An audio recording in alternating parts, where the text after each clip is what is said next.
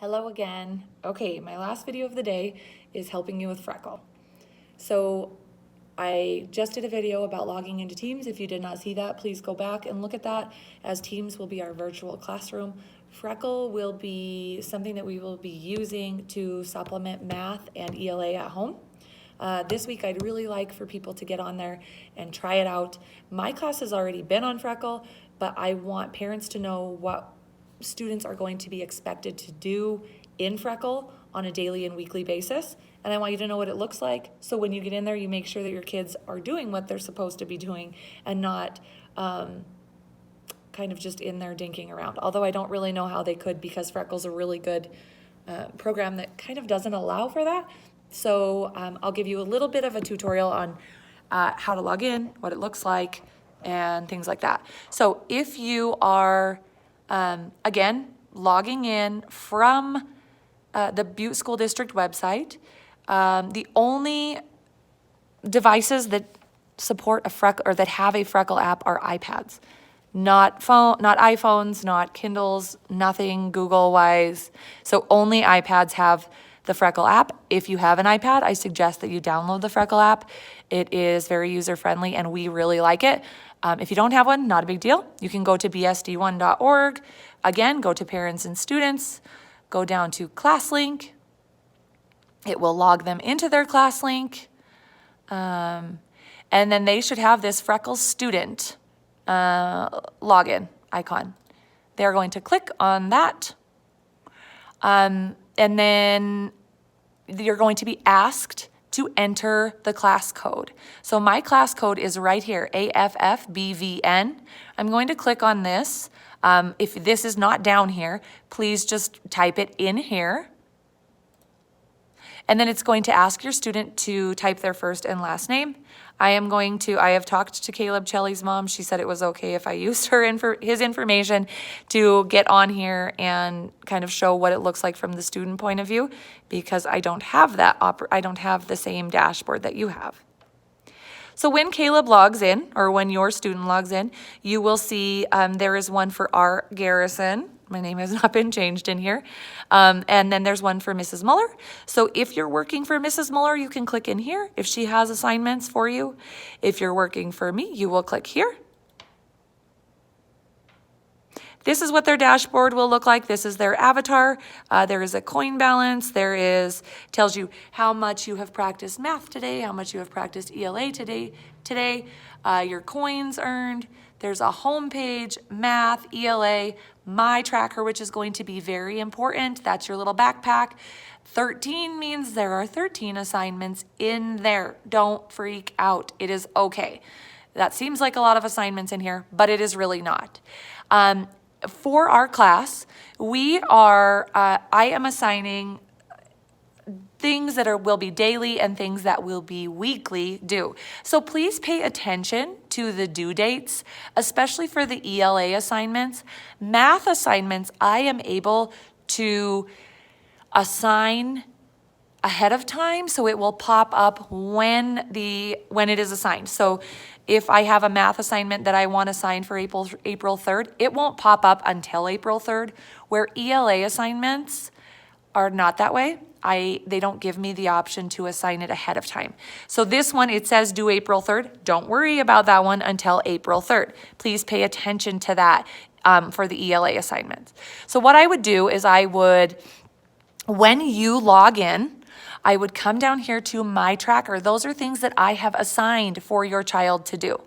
They will scroll all the way down to the bottom, or push this down arrow. And here are some things that are due. So every day, I'm going to start with math. Every day, your child will be required to do 2 fact practice sessions. They're only allowed to do 2 fact practice sessions per day. So those will be on, it says, division and multiplication. Some of these may be really easy for your students. Some of them may be hard. The nice thing about Freckle is it adjusts to your student's level, which I love, and it does it on its own. So you don't have to worry if they're, not at the right level, because it does it for us. So that's really nice. So these 2, he should be completing today. And then every day each student should have 2 adaptive practices. So you will see 2 adaptive practice assignments and so these are the math pathways. And when it says not started yet, here's the due date, so 3/31, or the assignment date. If it's the assignment date on math ones, it usually means that is when I would like for you to work on it. Don't freak out if you're not there yet, it's fine. It says if they've started it or yet or not.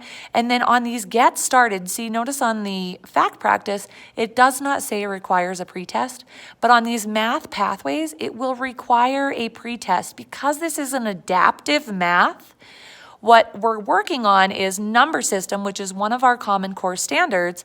And when they click on the green button, it will put them through a pretest to see where they're at, and again, adapts to their level.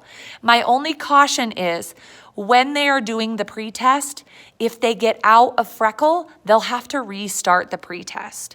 So if they are clicking on the pretest, make sure that they have enough time to sit down and complete the pretest. It doesn't take that long, and if they get out, it's fine. They could get back in, they'll just have to restart the pretest. There's only 1 pretest per Common Core standard. So once they're there, it'll automatically shoot them to the level that they need to practice at. So here is his math pathway practice for number systems. Here is his math pathway practice for ratios and proportions. Both will require a pretest to put him at the level that he needs to practice at. So there will be 2 of those per day. Next, there will be 3 targeted practices. These each have 10 questions. They can have anywhere from 3 to 10 questions. Most of the time, they'll have 10 questions. These ones are just targeted things that I want them to practice based on what we did down here. So we're really going to hammer down on the number system, which we have already learned. So there should be 3 review number system practices to go along with what they did down here. Another thing that I really want to caution with parents, please do not help your children. Do not help your children on these pretests.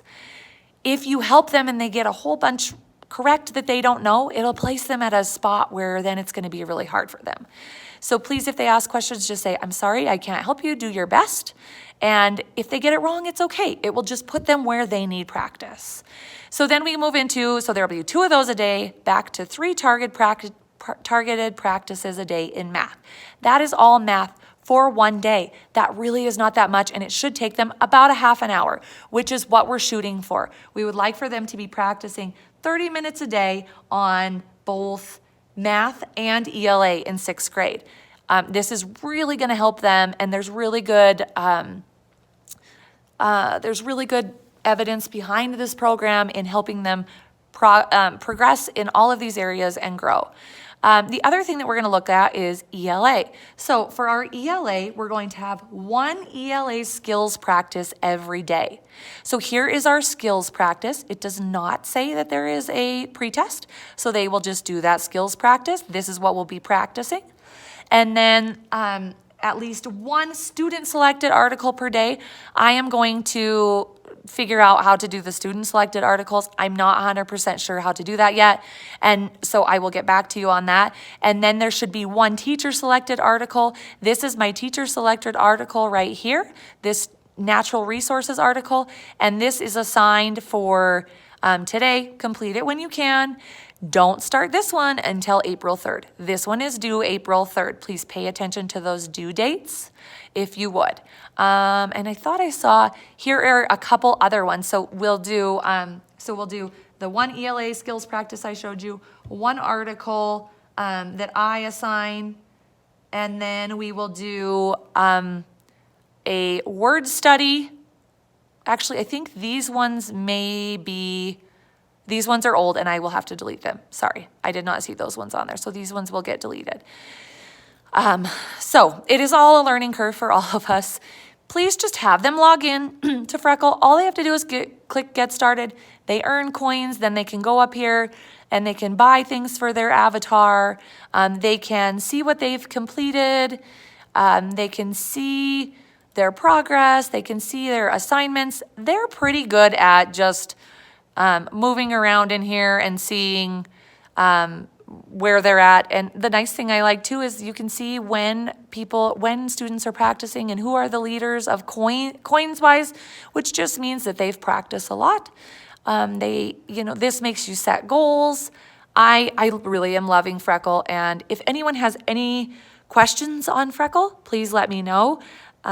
This will be used in conjunction with the stuff that we will be assigning in teams. Any questions, shoot me an email, shoot Mr. Hollow or Mrs. Anderson an email. We will get it answered for you. The students have really been loving Freckle. It's really good practice, and we've had great feedback on it. So it's pretty easy to navigate. I know that it's overwhelming with a bunch of these different websites, but I think once you get into it and start working on it, you'll find that it's not too bad. And sixth graders should be able to do the majority of it on their own.